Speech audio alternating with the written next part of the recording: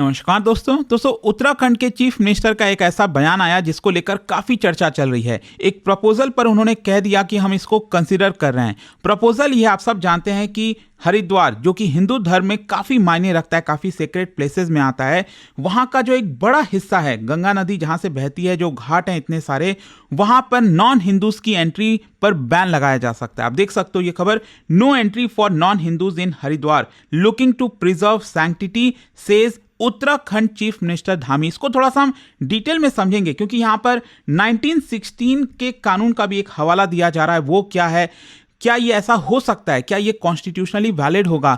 भारत में, दुनिया भर में इस तरह के कितने प्रमाण हैं कि इस तरह से रिस्ट्रिक्शंस लगाया जा सकता है रिलीजन के बेसिस पर? वो सब कुछ मैं आपको बताऊंगा। चलिए आगे बढ़ते हैं, लेकिन उससे पहले आप सबको बता दूं कि स्टडी आईक्यू पर अगर आप कोई भी यूपीएससी का बैच लेते हैं, जैसे हमारा लॉन्ग टर्म बैच 2027 का आप ले सकते हैं। इसमें प्रीलिम्स, मेंस, इंटरव्यू सब कुछ की तैयारी कराई जाती है। इसके अलावा 18 बुक्स का जो पूरा सेट है वो हम आपके घर पर भेजते हैं, और अगर आप प्रीलिम्स क्रैक कर लेते हैं तो पूरा फी भी आपको रिफंड कर दिया जाता है। लिंक कमेंट सेक्शन में दिया हुआ है, यूज करना है आपको ये कोड अंकित लाइव मैक्सिमम डिस्काउंट के लिए, और ये फोन नंबर है, यहां पर आप कॉल करिए, मेरी टीम आपको अच्छे से गाइड कर देगी। चलिए शुरुआत करते हैं।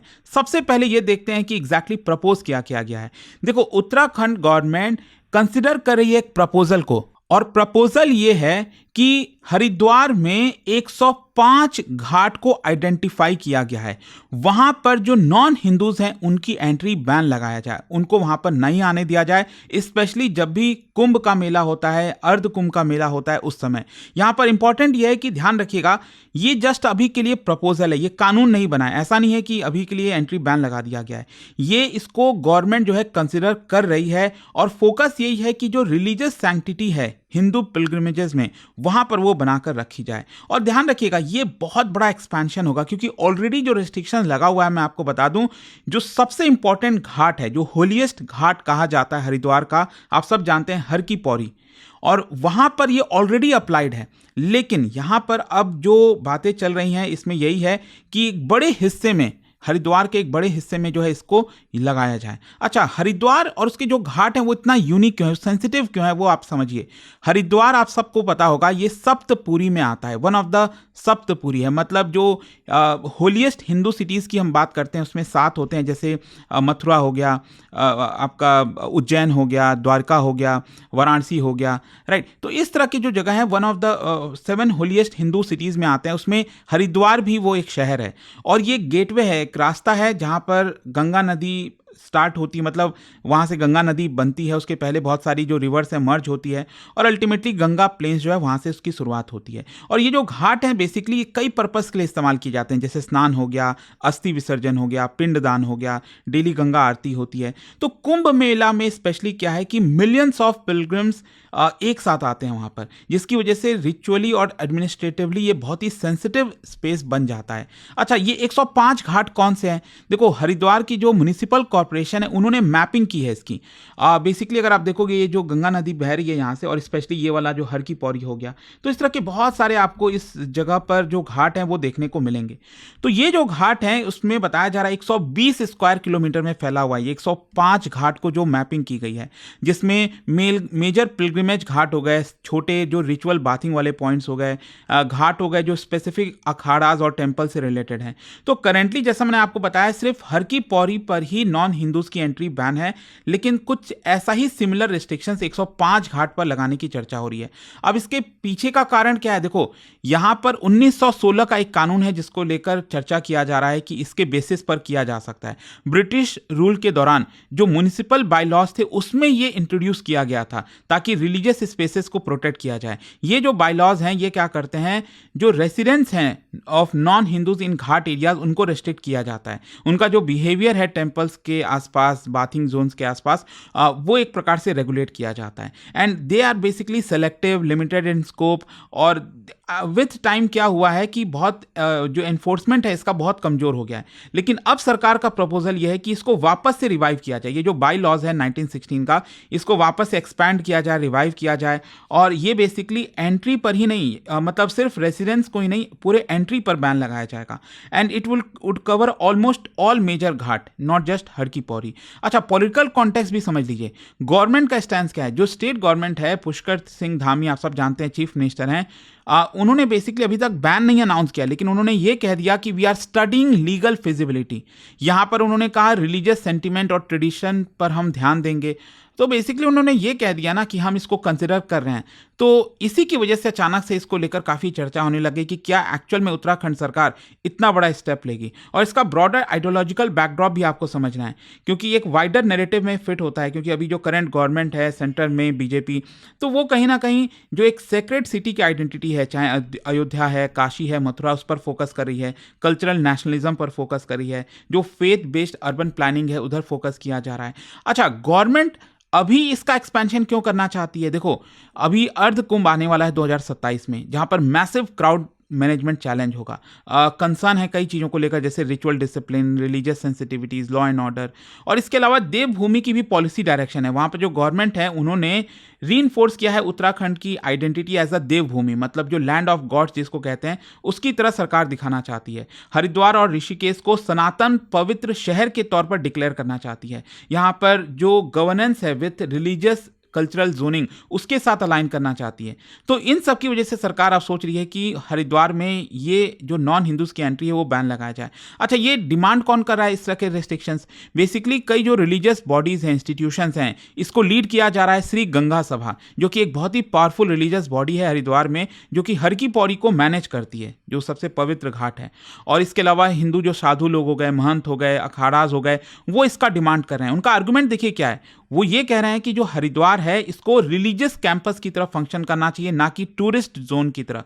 लोगों को इसको टूरिस्ट की तरह नहीं देखना चाहिए कि टूरिज्म है, बस जाके मौज मस्ती करके आ गए। यहाँ पर कुछ जो सर्टन बिहेवियर्स हैं, जैसे ड्रिंकिंग, जो अटायर आप कपड़े पहन के आ रहे हो, फोटोग्राफी हो गया, तो उन सबको यहाँ पर कंट्रोल करने की जरूरत है। जो नॉन हिंदू का प्रेजेंस है घाट पर, ये रिलीजियस इनअप्रोप्रिएट होगा। ये सोशली हॉस्टाइल नहीं है, लेकिन हाँ, ये रिलीजियसली इनअप्रोप्रिएट होगा, इसलिए हम उनकी एंट्री पर रिस्ट्रिक्शंस चाहते हैं।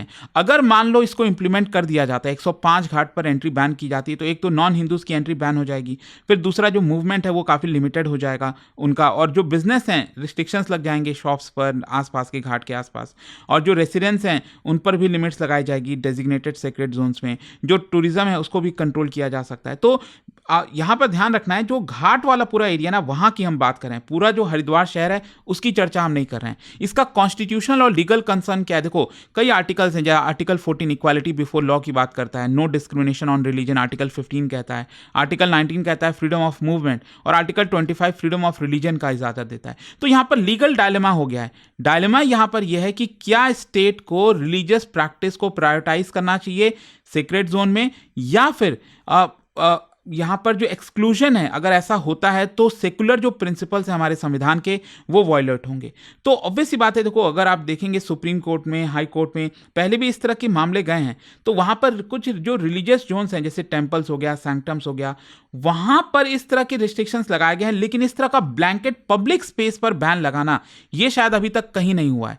देखो, सपोर्टर्स का आर्गुमेंट ये है कि टेम्पल एंट्री रूल्स के हिसाब से ही हम इसको कर रहे हैं, ये जरूरी है ताकि रिचुअल डिसिप्लिन फॉलो किया जाए, क्राउड कंट्रोल, फेथ प्रिजर्वेंस, ये किसी कम्युनिटीज़ को टारगेट नहीं किया जा रहा है, बट रिलीजियस फंक्शन को प्रोटेक्ट किया जा रहा है। लेकिन जो क्रिटिक्स हैं, जिनका मानना है कि नहीं ये गलत है, तो उनका ये कहना है कि देखो, जो घाट है ना वो पब्लिक स्पेस होता है। टेम्पल और घाट में अंतर समझिए। टेम्पल एक कंट्रोल रिलीजियस इंस्टीट्यूशन है जहां पर आप रिस्ट्रिक्शंस लगा सकते हो, लेकिन जो घाट है वो तो पब्लिक स्पेस है ना, वहां पर से नदी बह रही है, आप वहां पर कैसे रिस्ट्रिक्शंस लगा सकते हैं? तो ब्लैंकेट बैन की वजह से भारत का जो प्लूरल इमेज है वो उसको डैमेज होगा, टूरिज्म, सोशल हार्मनी, बहुत सारी चिंताएं इसको लेकर, कॉन्स्टिट्यूशनल चैलेंज भी आएगा इसको लेकर।